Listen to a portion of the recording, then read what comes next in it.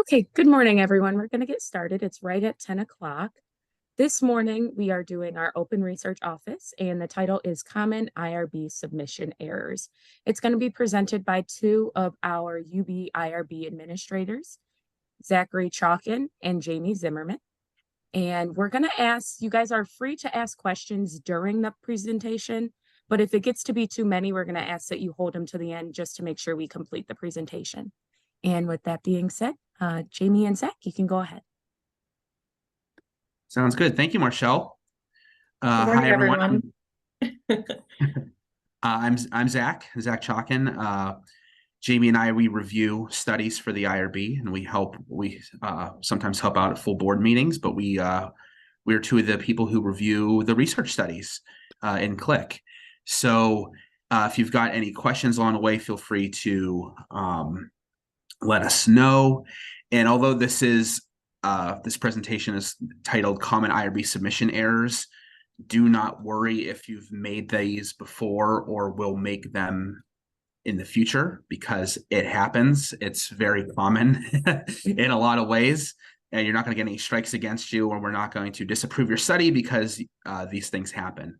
We're always trying to find ways to continue to educate researchers and coordinators in order to find ways to help reduce frustration, delay, all those kinds of things. And hopefully this will help with some of the mistakes that we see go on sometimes with IRB submissions. So today's topics, we'll go through some regular CLIC smart form mistakes in IRB submissions. That's the part whenever you go into your submission and you go through each of the pages. They call those smart forms. Some other tips within CLIC. Places in the protocol consent that often need revisions, because those are two of the most common documents that we see with submissions at the IRB. And also places in between those documents or other documents where we find inconsistencies, where if you catch those ahead of time, it could reduce the time to approval if you make sure that your documents line up.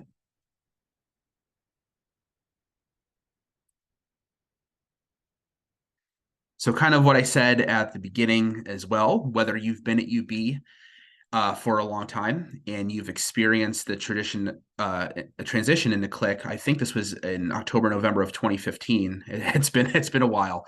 Or maybe you've just started at UB and you're trying to get a little bit of an introduction into CLIC and you've never really seen CLIC before. Hopefully this presentation will help to prevent or correct mistakes that you've made before or could make in the future. And you can always refer back to this because Alexis and Marshall do a great job of posting these videos and having this information available to go back to even after this recording. And definitely never, ever, ever hesitate to reach out to the IRB. We hopefully are not scary. I don't think we're scary. But if you've got any questions, any concerns or anything, or if you find out that there's a problem with something, you can always reach out. Our main phone number, it will be at the end of the presentation as well, is 716-888-4888, and the email address is down there as well.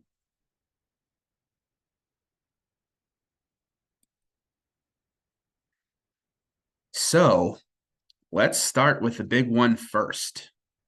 The thing that probably has frustrated the most of you, if you've been here. Also, you might be surprised to know that it frustrates us as well, just as much probably as it frustrates you. Although we're not really frustrated with you. We're frustrated with the situation in the system in this case. So if you were trying to submit a renewal for your study that's an expedited level study or a greater than minimal risk study, you have to submit a renewal every year. Your approval expires after 365 days. What we see most often in the system is you go to create your continuing review submission, and you see what is that screenshot at the bottom of this slide. What is the purpose of this submission and the modification scope? There's only two questions on this page.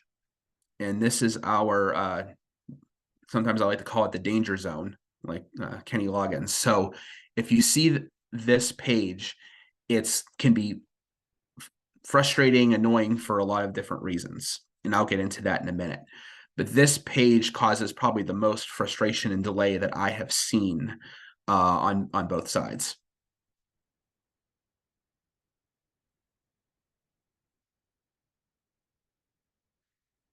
And there's two reasons for this. The first common mistake or error that we see is in the first question. What is the purpose of this submission?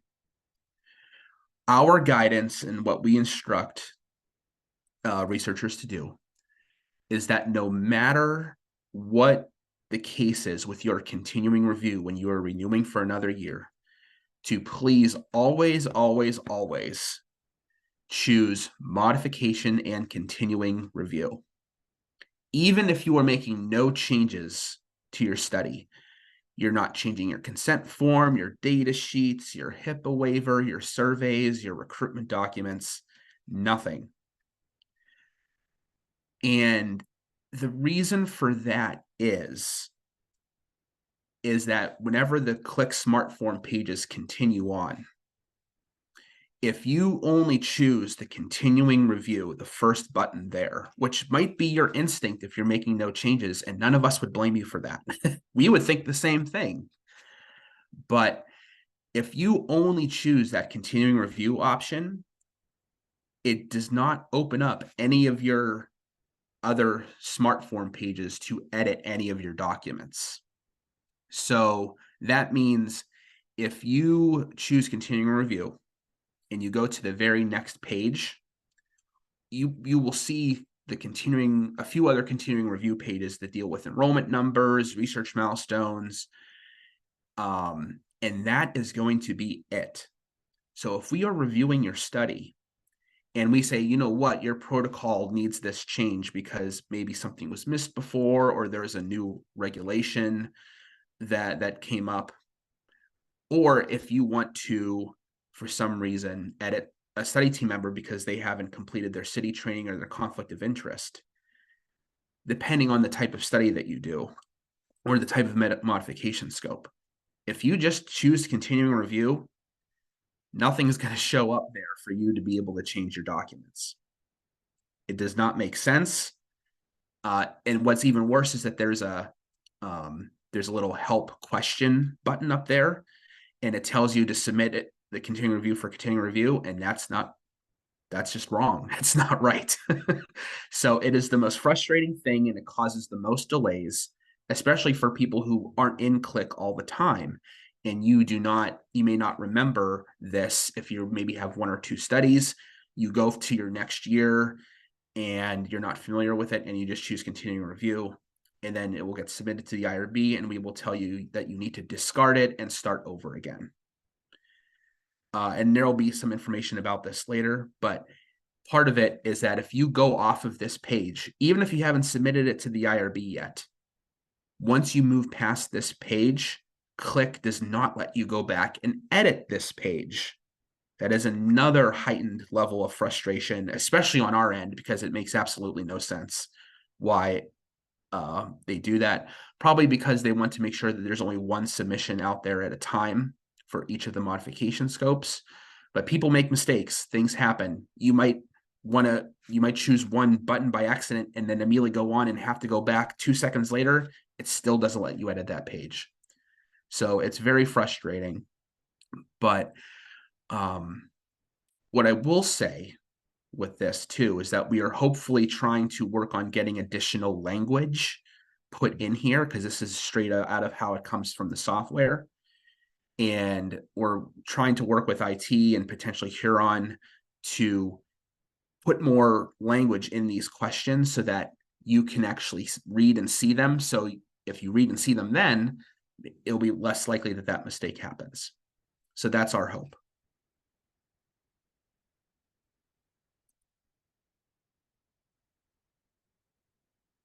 The second mistake on this page is the modification scope. This one is to some degree, it's not really a requirement, but it can be really helpful in a lot of ways to help potentially if you have to make edits later on, that you don't have to either discard a submission or to complete a second submission. So This modification scope, the second question, there's only two options: study team member information or other parts of the study.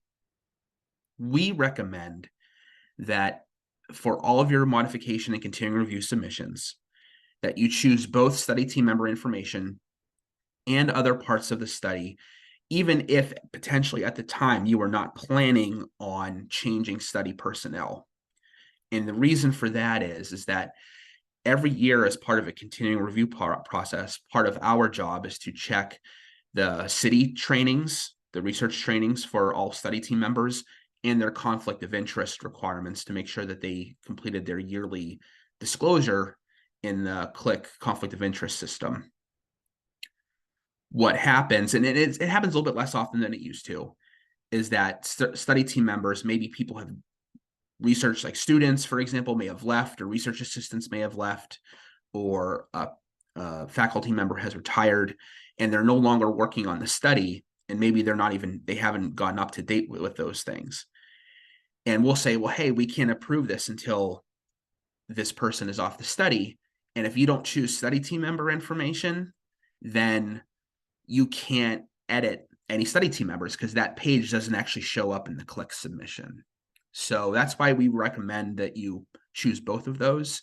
Again, it's not a requirement, but the alternative is that if you do not choose both and that situation arises, you have to either discard the submission and start over again and choose both of those options, or you can create a separate modification and choose the only scope it'll allow you to choose is study team member information, because you can only have one modification of each scope open at a time. But you could go in and submit a separate modification to remove that person who maybe is gone or has not kept up with their trainings. That is, again, it's not the end of the world, but it could cause a few additional delays.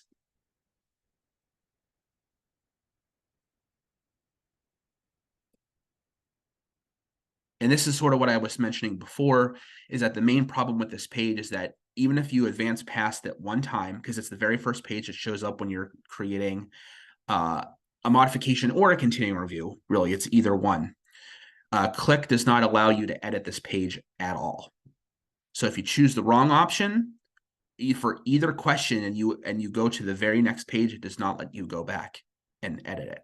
So if you do need to make a change to this page, you have to discard your whole submission and start over again. So the end result of that is that we always are hoping that you choose modification and continuing review whenever you are trying to renew your study. Modification update is just when you're submitting a modification regularly and you're not requiring that renewal every year. And the only time you choose that continuing review option is if you're going to close your study. If you're going to submit a closure, you can choose either one of the continuing review or modification and continuing review. But the only time we permit the plain continuing review submission is if you're going to close your study.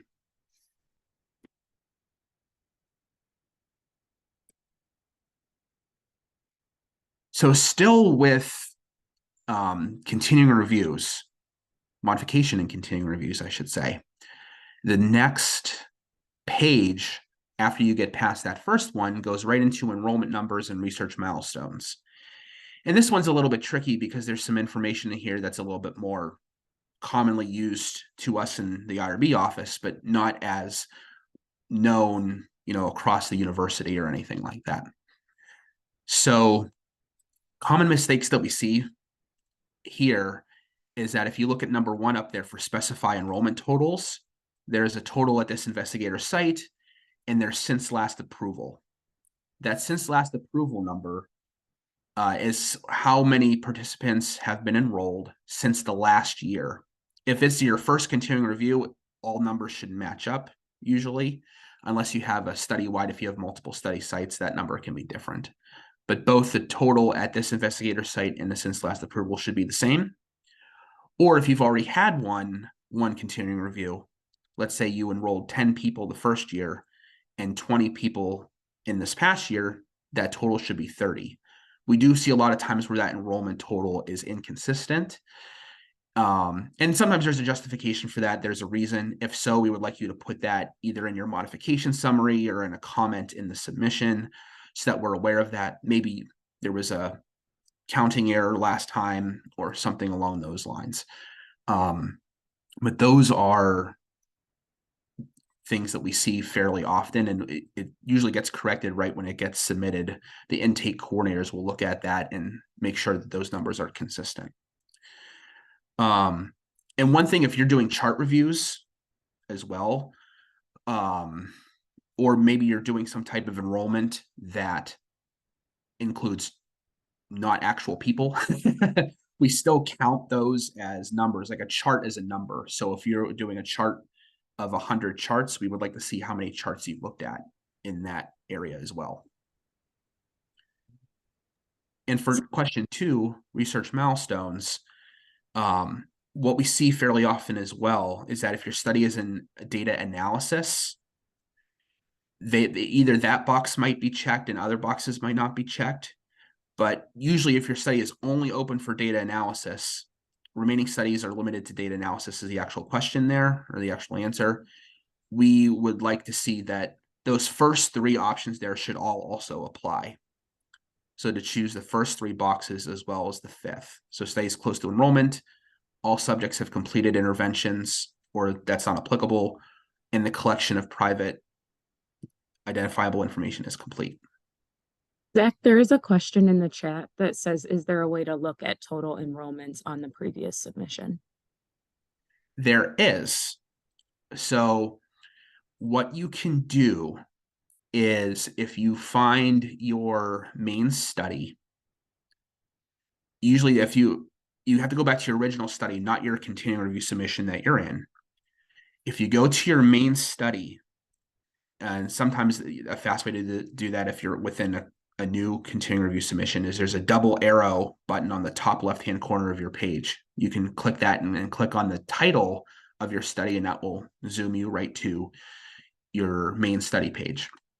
There's a bunch of tabs in the middle of your page. It starts with history, and that's where all the comments that go back and forth and everything that's happened take place. There's a bunch of tabs there. One of them is called follow-on submissions. That's what you want to click. You want to click on follow-on submissions and go down to your most recent mod CR submission, modification and continuing review submission. Click on that. And then you should be able to go through your pages to find your enrollment numbers to what you had the prior year. And if you have issues or questions with that, if you can't find it, you can always call us and we can walk you through that. But that is the main way to do that. Good question, because we do get that a lot. How do I go back and find that? So thank you.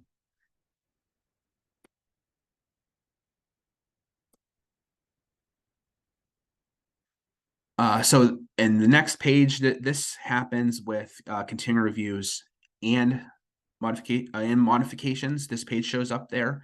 But what happens a lot is that number 1 is study enrollment status on this modification information page. It's also called the modification summary page. But the study enrollment status is often inconsistent with the research milestones on the prior page. So it may say, for example, both pages may say study is close to enrollment, but then this page you could maybe have the bottom 2 boxes checked, but not those bottom 2 boxes line up with boxes 2 and 3 on the prior page. So always try to make sure that you've got these 2 pages consistent. The reason for that is that this modification summary also shows up whenever you're just submitting a modification to us. But the continuing review page, the one before that we just talked about, doesn't show up on them whenever you submit only a modification. So on a regular modification, this is easy because this is the only page that shows up that we see. But whenever you've got 2 pages next to each other that almost essentially ask the same question, it leads to some inconsistencies. And some other problem that we see there is the modification summary in question 3 at the bottom there. It often does not contain enough information. We don't necessarily need you to put every single word by word change in there. but we would like to see the best type of summary that you can describe. Sometimes we like to see why they are occurring. For example, if you have a chart review study and you want to increase your number from 100 to 300, well, wait a minute, why are you doing that? You had this whole rationale as to why you wanted 100, and now you're trying to do 300. So a rationale for why we like to see there, just to make sure that everything is still doable for the study. It still makes sense. And especially for greater than minimal risk studies, the board likes to see whether certain changes are going to affect the risk and benefit ratio of the study. This happens more so if there's a protocol change, or potentially some new risk that was, if some new risk was discovered, that's going to be pretty easy to figure out.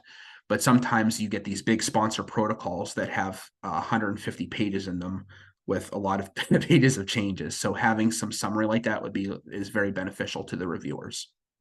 Zach, one thing I wanted to mention as well is if you're changing anything related to the study team, if you could potentially just list the study team members that are being added or deleted, that's very helpful for us so that we are consistently completing city and COI on the correct individuals that are still listed on the study, and that we're notified. Some people will change a lot of things related to study staff, and we have to toggle between multiple different screens to just figure it out. And sometimes we don't get it always correct. So that would be very helpful. There is a question in the chat.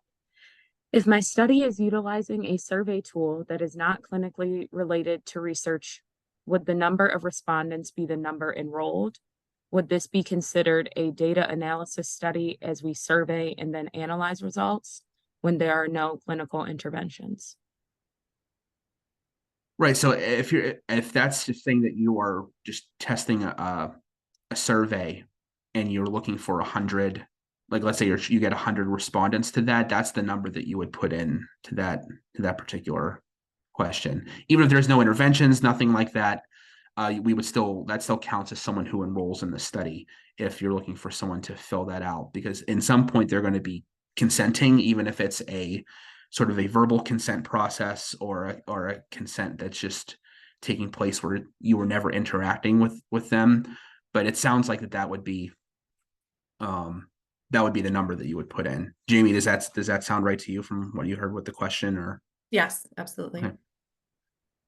Hopefully that answers it. If not, let us know, or we can always chat after this is over.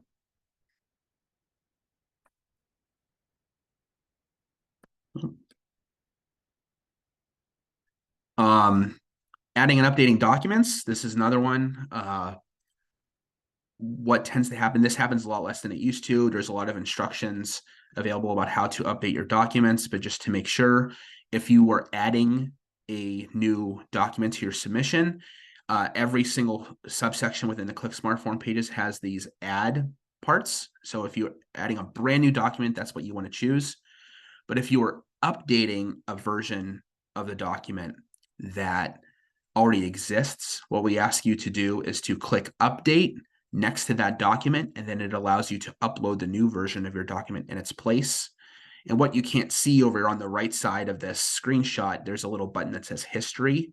So if you update your document each time and upload a new version of it, all of us can see the whole history of the document, maybe from version 1 all the way through version 15. So it helps keep track of everything in case we need to go back to refer to anything else. And that should be the case for any section within Click.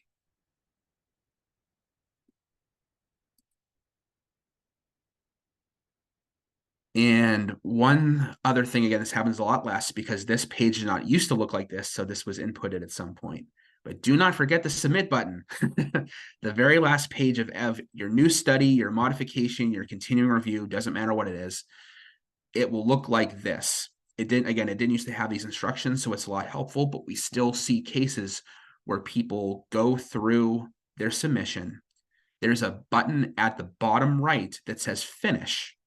And unfortunately, it says finish because when you think finish, you think you're finished. But after you hit finish on the bottom right of the last page, that does not mean that it has been submitted to the IRB and we do not see it at that point. It's not in our queue for review. It's still in the hands of the researcher or the coordinator. So after you hit that finish button, make sure, as number 2 says, that you have to click the submit button. It might say submit or submit response. It will be under next steps of your main submission page on the left side of your screen.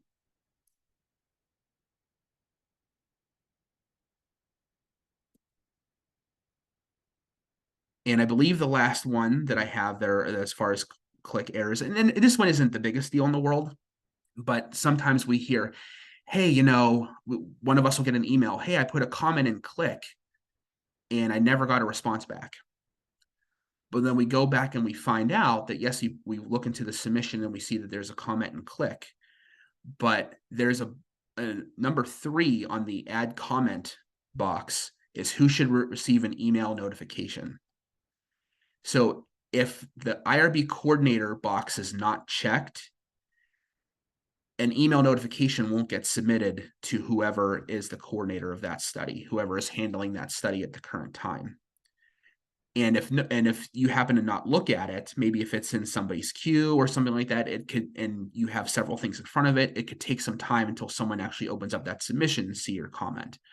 If it's something that requires a little bit more urgency, especially, we ask that you click that IRB coordinator box there when you add a comment, because it will send an email notification to whoever is handling the study at that time.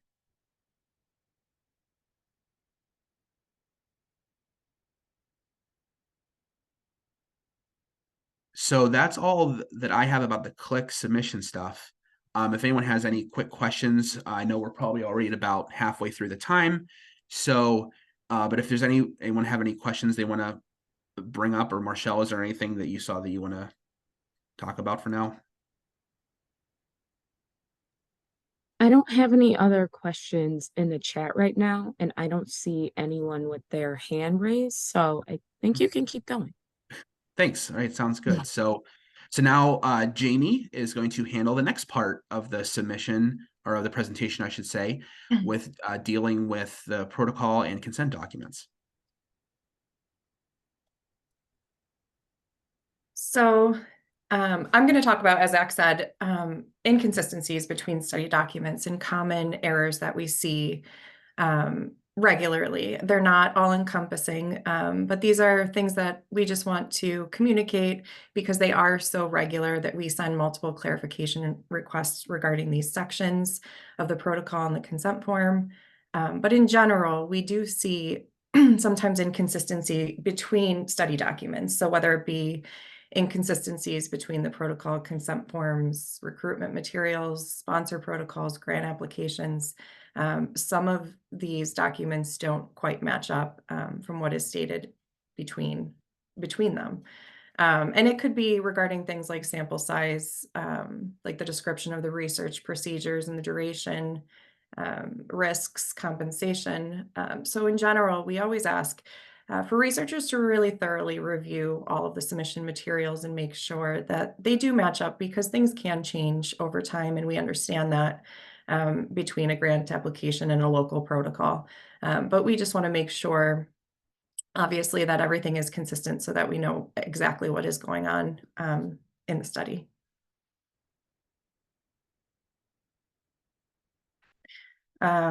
So when we talk about the HRP 503, so this is the local protocol. We're not going to get into the sponsored protocol today.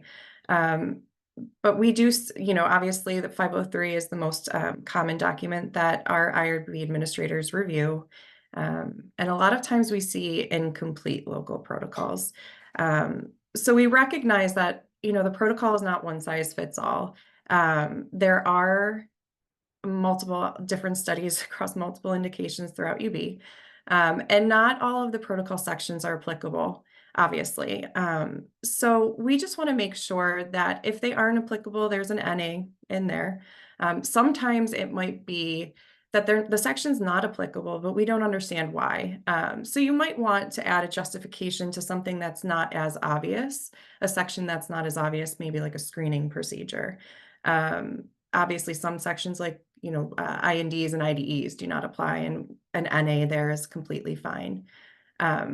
or it doesn't contain enough information in the protocol. So again, this is a really detailed document. We just want to make sure we have enough information within this form to make sure that we are granting the correct approval and making the correct determination for the study. So getting into the specific sections of the protocol, these are the sections that we see that have most often common errors. Recruitment, section 11 is a big one. Again, the recruitment section, sometimes procedures are often vaguely described. When we talk about recruitment, we want to know, after you identified a potential subject, how are you approaching them? When are you approaching them? Who is approaching them? In what setting? Is it, sometimes you'll call them over the phone or send them a letter, or it might be in a clinical exam room. We really need to know that level of detail within the recruitment section, including things like snowball sampling, or use of medical records. The partial HIPAA waiver is noted here. This is primarily for biomedical studies, obviously, that are entering the medical record to screen and recruit subjects. So sometimes it's not always clear. Sometimes they'll say, we might enter the medical record in a clinical exam room and recruit subjects. Sometimes in those situations, a partial HIPAA waiver would be needed, and sometimes it's not. So the use of a partial HIPAA waiver is needed, and it needs to be completed and uploaded to your submission if you're using medical records to screen or recruit subjects before a research HIPAA authorization is signed. So specific HIPAA authorization related to the study. And there's a caveat to this. So it wouldn't be required if a clinician who is also a member of the research team is in an exam room treating a patient as part of clinical care, and the chart is already open for this purpose, and they're also on top of that looking for their eligibility and recruitment for the study.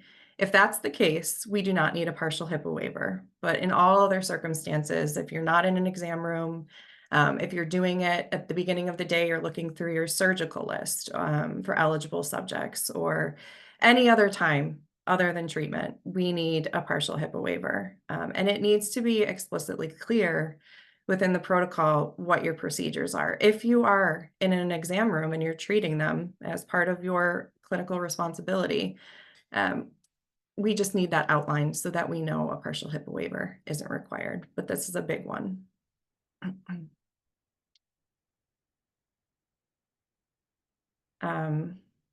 Going on with recruitment in section 11, oftentimes we see missing documents. We require, for expedited studies, exam studies, we require scripts for any type of recruitment procedure or method that you're using. So if you're calling subjects over the phone, or you're emailing them, you're sending them a recruitment letter in the mail, social media postings, website postings, if you're going into a classroom and announcing to a particular student population that there is a study that they might be eligible for, we would need an in-person announcement, flyers, anything like that. We need, in section 11.1, we need that, obviously the use of them described, and then that supplementary document uploaded for IRB review. And oftentimes in those supplementary documents, there are missing elements. This is primarily for expedited or greater than minimal risk studies. There are certain elements that we need to see within each of the recruitment materials. We have a worksheet, and I'm going to go into the specific elements a little bit later on the next slide.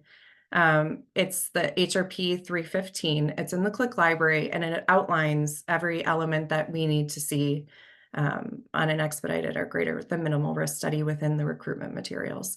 It's a helpful reference for investigators so that you can really ensure that all of the materials or all of the elements are included in these materials.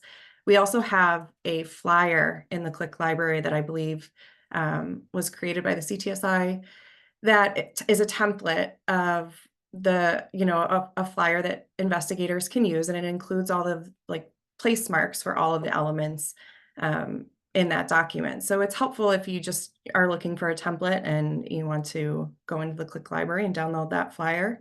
It's there for your use.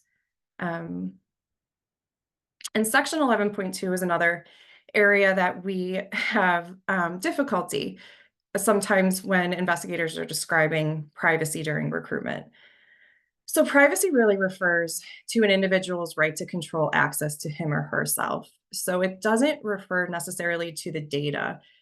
A lot of times investigators will put a response in this section that is related to confidentiality procedures for the data. So for example, we're storing the data securely in a shared drive, or the data is anonymous. And we're really looking for privacy. So how individuals are allowing you to access them during the recruitment period. And it's specific in general to the recruitment process. So are you, if you're approaching them in person, are you approaching them to participate in the study in a private setting behind closed doors where no one else can hear? A lot of times if you're posting a flyer to a website or on social media, the participant will be instructed to contact the researcher if they're interested in the study. Thus, the participant would be controlling their own privacy rights. And that's something that you can enter in that section. But just remember that it really doesn't refer to the data. It refers to the individual.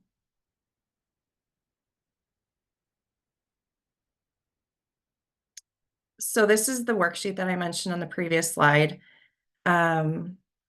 If you look at box 2, so this is what really is required to be within the advertisement for expedited and greater than minimal risk studies. We can't promise free treatment. We can't promise favorable outcomes besides what is stated in the protocol document. No exculpatory language. We can't emphasize payment. So you can't bold payment. You can't make it larger than all the other font on the flyer or recruitment materials. And what's the elements that need to be in each individual recruitment document are the name and address of the investigator, research facility, the condition under the study, the eligibility criteria, benefits, if any, time and commitment required of subjects, and the location of the researcher person to contact for further information. So just also to make it known, if you're providing, if this is a study where you're recruiting online and you're allowing them to contact you via phone, and you're providing a phone number for them to contact, consider if a phone script would be required as well, because most oftentimes you would be explaining the study to the participant when they call you. You'd be maybe potentially scheduling something for an interview or something of that nature, or clinical visit, research visit. So you would just make sure that a phone script or any other appropriate documentation is included based on the contact information you provide. Jami, we do have a question in the chat. One, just since her last slide did reference the UB CTSI, I did put in the link to the recruitment resources and the recruitment toolkit we have available online. Yes. So that is in the chat. And then the question was, if we are approaching students in the classroom setting, how is privacy addressed? I am assuming she meant during recruitment. They didn't say, but that's what I'm assuming. Sure. Is it privacy? So Yeah. that's honestly, it would probably be privacy when a person is going into a classroom. They usually have a specific agreement with the instructor or permissions to go into the classroom. So it's usually done at the end of class, or sometime where it wouldn't impede on instruction. And typically with privacy, you're making an announcement in the classroom, and the participants, the potential students, are approaching the researcher. So you're providing them, let's say, with a flyer, or you're posting a flyer on, online or in the classroom on a screen, and they're going to approach the researcher after the class or at another time via email if they're interested in participating in the study. So you're really giving them the permissions to contact you. So I don't think in that situation, I think that would be an appropriate response. I hope that answers your question. And then, Jami, if you don't mind going back to that slide of the 315. Sure. There's a question that says the directions for number 2 on the form are not clear. It says to check if yes, then it says all must be checked. Could you please clarify?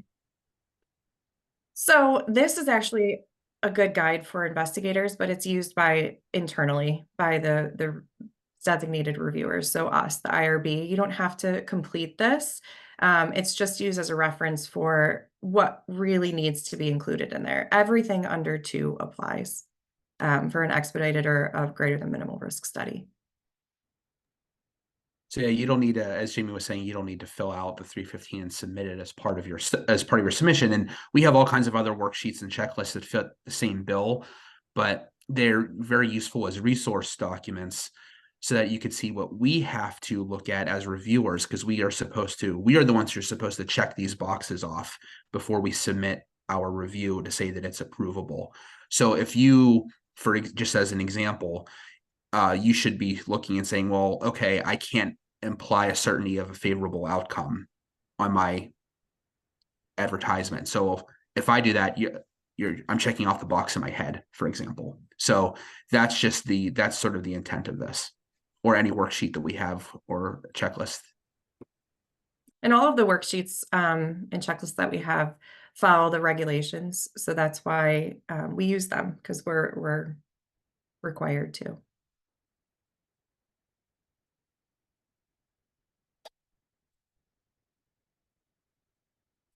Okay. So continuing with the protocol sections, another section we see common errors is section 12, the procedure section. This section really should be very, very detailed. It should contain specific details to what, where, who is being done or conducted within the study, so that a member of the research team, any member of the research team, not just the ones administering, the main procedures, would know exactly how to conduct the study. And that goes for IRB administrators as well. When we're reading this section, we want to know how to conduct the study just by reading it. So it really needs that level of detail. And a lot of times it is vague. I think there was a common misperception of procedures. So when a lot of people, especially social and behavioral researchers, think of procedures, it's not just clinical procedures. So yes, it is related to biomedical studies and their clinical procedures, but we're also really talking about all of the activities of the study. So it's related to data collection studies, survey administration, interview studies. Like for example, with a data collection study, we would like to know your procedures would be related to how are you obtaining the data? Is it being sent to you, or are you extracting it in a certain way? How are you recording the data? Are you coding the data? How, are any identifiers collected? Same with, survey and interview procedures. They need to be thorough. What platform are you using to administer the survey? Is the interview recorded? Is it audio recorded, video recorded? We just would like to know that level of detail so that we can ensure that, we have all the correct confidentiality procedures in place, and that we have all the, the supplementary documents that we need to review. So standard of care activities also they're often described in this section for biomedical studies and educational initiatives for social and behavioral.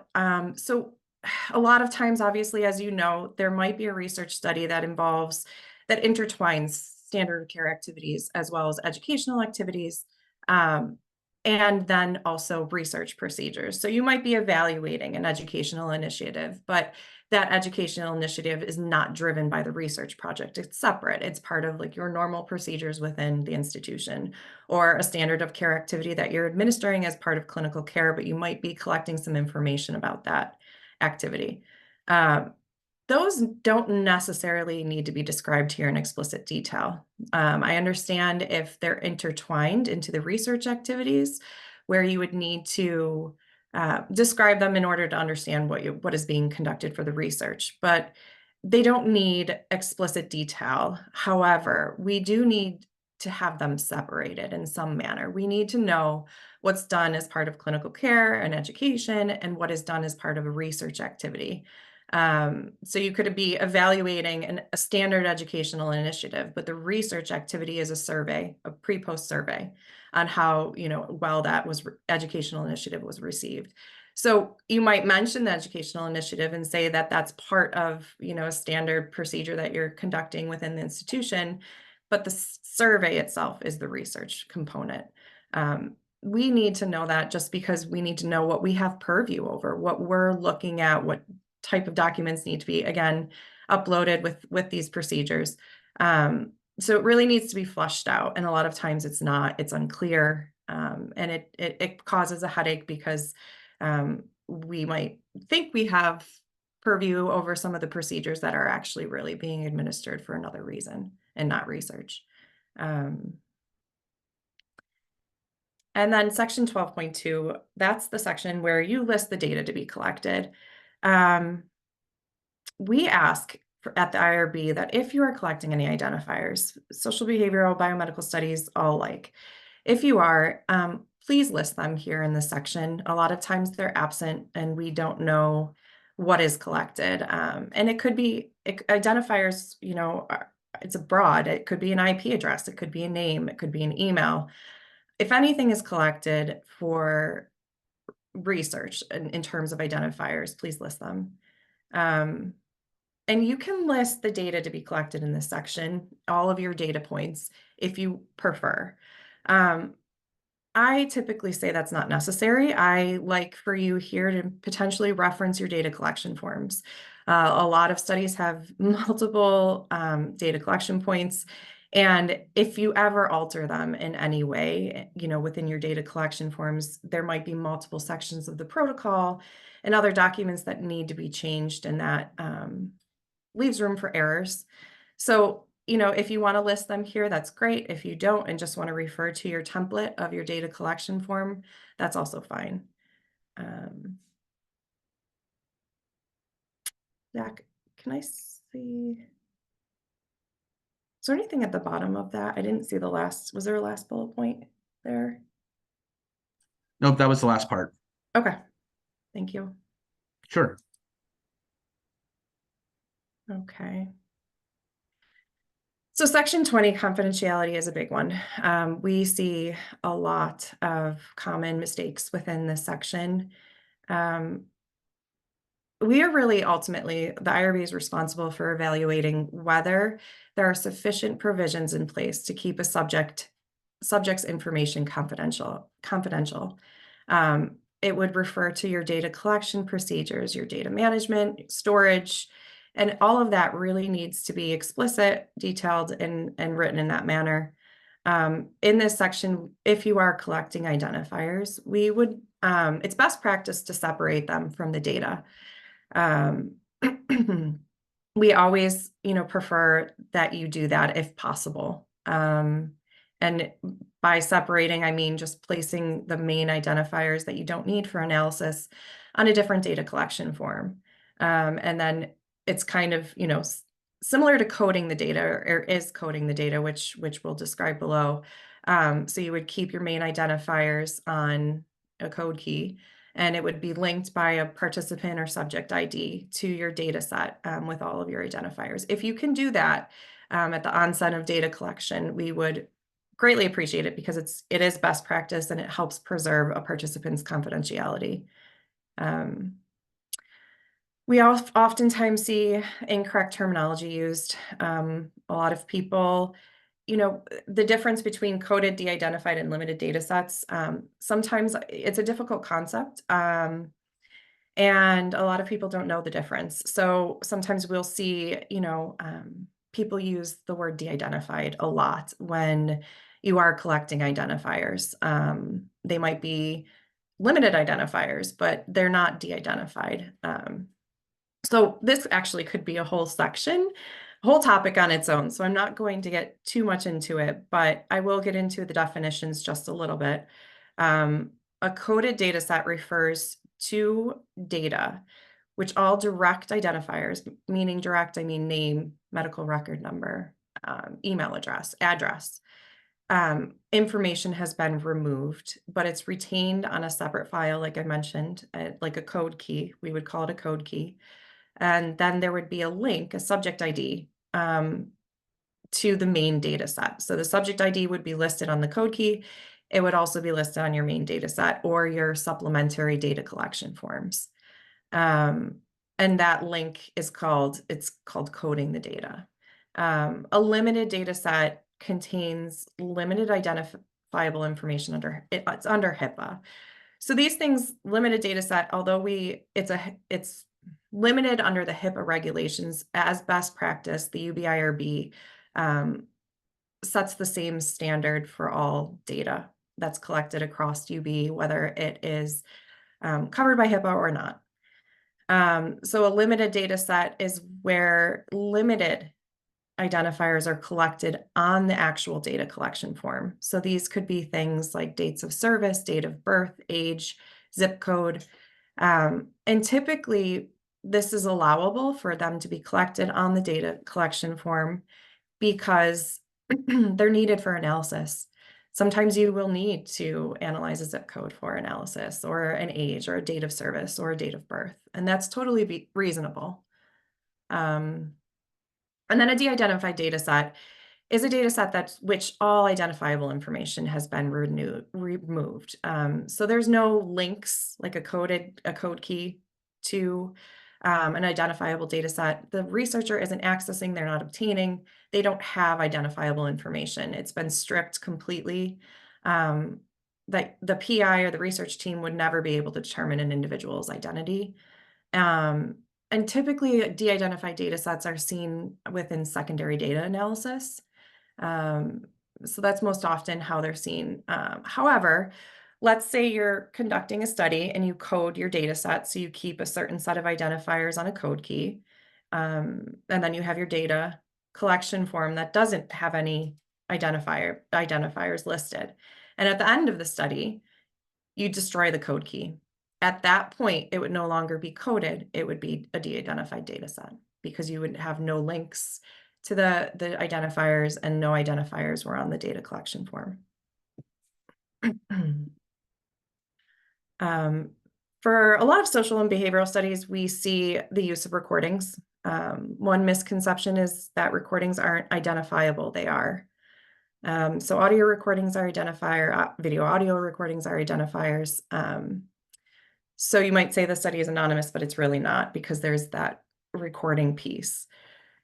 There's no strict rules for recordings, but we consider at the IRB best practice to transcribe the recording at the investigator's earliest convenience. So whether it's right away, within a couple days, or you transcribe it and then, you might need to member check for a little while. We would like it transcribed and, obviously using pseudonyms as soon as possible, and then the original recording deleted. Sometimes, again, you might have to maintain the original recording to member check or do things of that nature. But that's best practice to destroy any identifiable information with the recordings at your earliest convenience. That gets in a little to data storage, which is section 20.2 of the protocol. Again, the regulations require that identifiable information, and this is again referring to HIPAA regulations, but we use the same standard for all data collected at UB. The regulations require that identifiable information be destroyed at the investigator's earliest convenience, including, this could be manuscript, data analysis, publication. It's really up to you when you feel that you can destroy identifiable information. If you need to maintain any identifiable information, such as an age or a date of birth, typically for analysis purposes, we just need you in that section to provide an appropriate justification for why you're doing so. So, and it's acceptable. If you need to maintain that information, obviously it's allowed. Typically, you wouldn't necessarily always need to keep a name or a medical record number after data analysis or publication. So at that point, we always ask you to destroy that information.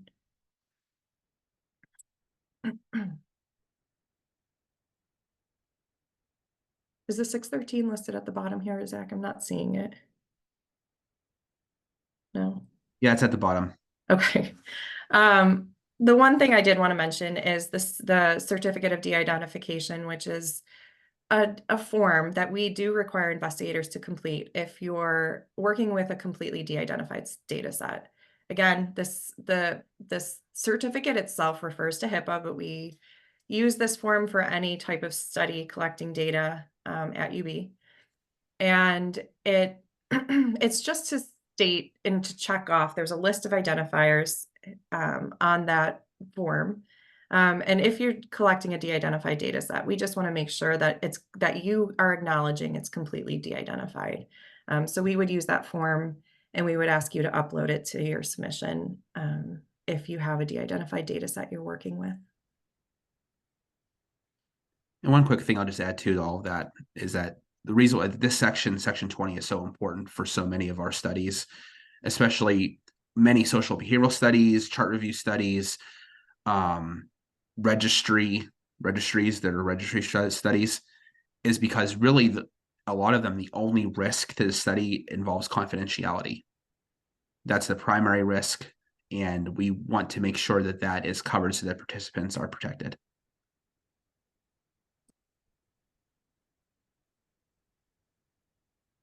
So section 29 and 30 regarding a waiver of alteration of consent or a waiver of the consent process. So that's section 29. Section 30 is the process to document consent. We see common mistakes made within these two sections. I believe some investigators might think that they're one and the same, but they're not. So section 29 regarding the waiver or alteration of the consent process. This section only needs to be completed if you are waiving consent entirely, or if you're waiving or altering some of the elements of consent. So with expedited, exempt, greater than minimal risk studies, the regulations dictate that we include certain elements within the consent form. For exempt studies, they're definitely abbreviated as compared to expedited or greater than minimal risk. However, if you're waiving any of those elements, we ask that you file an alteration of the consent process. So an example of an element that you potentially might waive that we see often, or alter, that we see often, is incomplete disclosure or deception. If you're not disclosing the full purpose of the study during the consent process, that would be called incomplete disclosure. It's a form of deception, and it's altering an element of consent, because one of the elements of consent is that the full purpose of the study is explained to the subject at the onset of, during the consent process. So if you are doing something like that, you would need to complete this section, or again, if you're waiving the consent process entirely, so you're not consenting subjects at all. And if that is the case, we ask for a justification as to why you're waiving the consent process. Why it's important, why it isn't practicable to obtain consent. There is a difference between a waiver of consent and a waiver of consent documentation.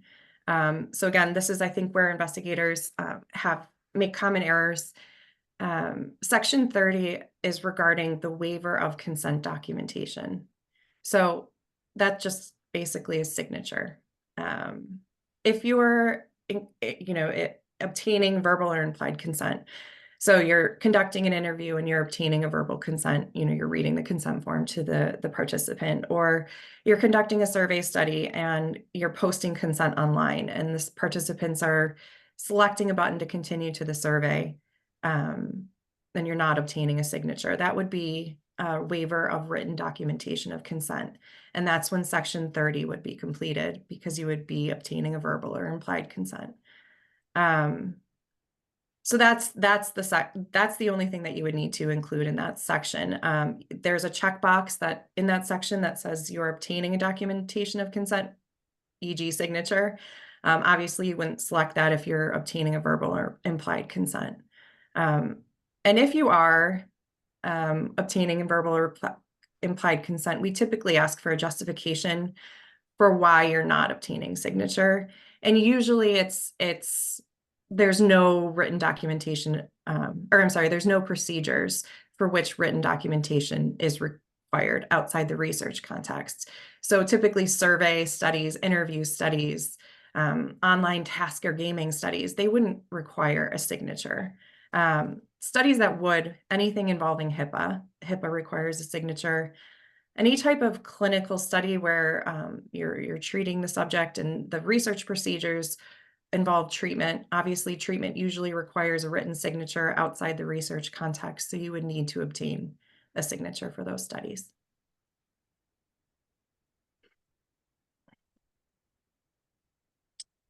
The last section of the protocol that I just want to quickly mention is section 32. It's banking data or specimens for future use. So it's not, you don't have to bank data and specimens, it's or. It's not the same as your confidentiality section 20. So you don't have to reiterate your confidentiality procedures here.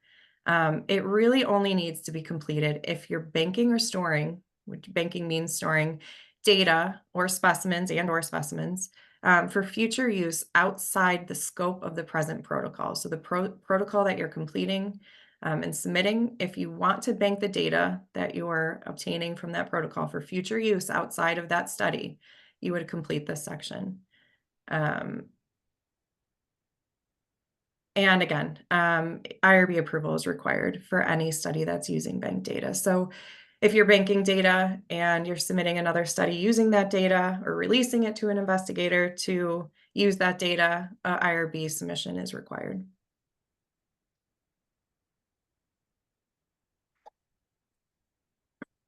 So I think the consent doesn't have as many sections that we need to discuss. There are some general guidelines, though, for common errors. And most of them, again, involve inconsistencies between the study documents, so the consent and protocol. We look for missing elements of consent. That's why we use the HRP 502 template, because we included all of the elements of consent on that template so that it's easy to use and it can ensure that researchers are really covering those elements. We look for typos, grammatical errors. The exempt studies can, so again, we use the 502 template for expedited and greater than minimal risk studies. Exempt studies can use the 502 template if they want. They are not required to. You can submit an informational sheet if you would like. There are just a couple elements of consent that need to be in exempt studies. If you have any questions about that, we can talk about that at a later time, but it's not as many as an expedited or greater than minimal risk study. So an informational sheet in certain situations is fine. The consent form should always be written to the person that it's for. So if it's for the subject, it should be written to the subject. If it's for a parent, it should be written to the parent. It shouldn't, if you're completing a parental permission form, you shouldn't be referring to like what happens if I participate in this research. It should be your child. So just please ensure that those, it's correct who the person that the consent form is for, it's written to. The use of signature blocks is also another common error that we see. Sometimes, you'll put in the adult signature block for a parental permission form. So again, just make sure that the correct signature blocks are being used if you're obtaining written documentation of consent. And then for any study using medical records, please ensure the HIPAA authorization is included in the consent form. I believe this is our last slide on consent guidelines. So there's really two major sections in the consent form that we see common errors, besides the inconsistencies between the documents.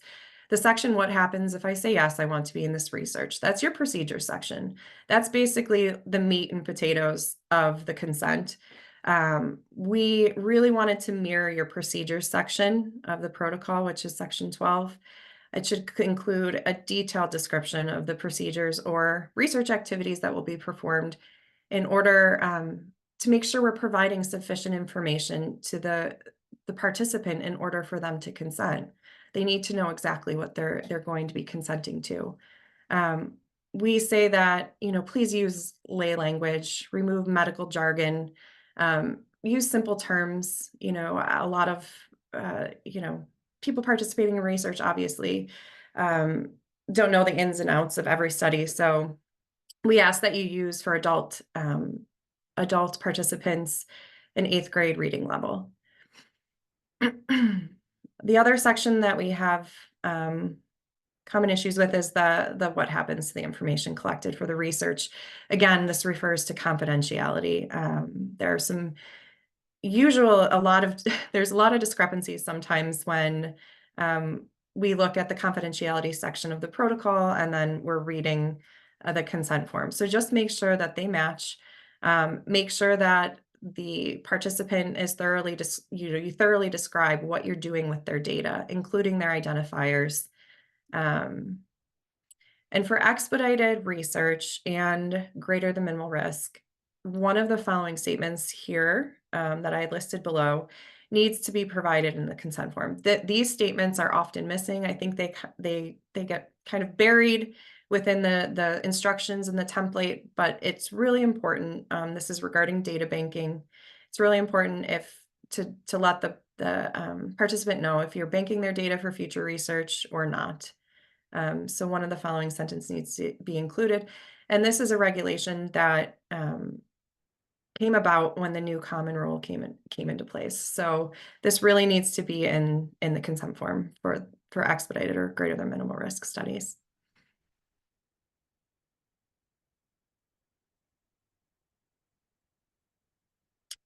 Great. There we go. That's it. Any questions that anybody has? I know we already addressed a bunch of them, so thank you for asking questions throughout the process today. But if there's any more, feel free to let us know. And also just here again, that's Val is she monitors the phones for us. You can call our number 716-888-4888. You can email us at ub-irb@buffalo.edu. If you'd like, you can always email me, email Jami, contact us. We'll be happy to help you out and give you our phone numbers if you have any questions to call. And there's other questions as well. Alexis and Marshall, their number is in this slide as well.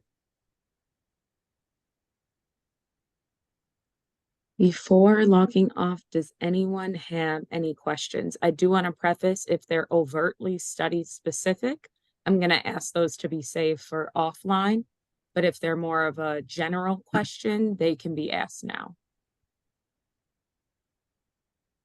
One person did ask, would you guys be willing to share the slides? If you guys email them to me, I can make them into a PDF and then share them when I send out an email. Sure. Absolutely. Sure. Yeah. Thank you so much for that. Thank you. Well, you're welcome. Thank you for attending. All right. I'm not seeing any questions in the chat. I see a lot of thank yous and that this was helpful. It was good to have a refresher. And I don't see anyone with their hands raised. So I'm going to say that is it. Jami and Zach, thank you so much for your time and presenting. And everyone, this will be posted. The recording will be posted online on our YouTube channel. I won't be sending it to anyone directly, but it should be posted within the next upcoming days. If you sent me an email, I'll send you the link to the YouTube channel when it comes up. But thank you both. Wonderful. Thank you. Thank you. And thank you everyone for coming.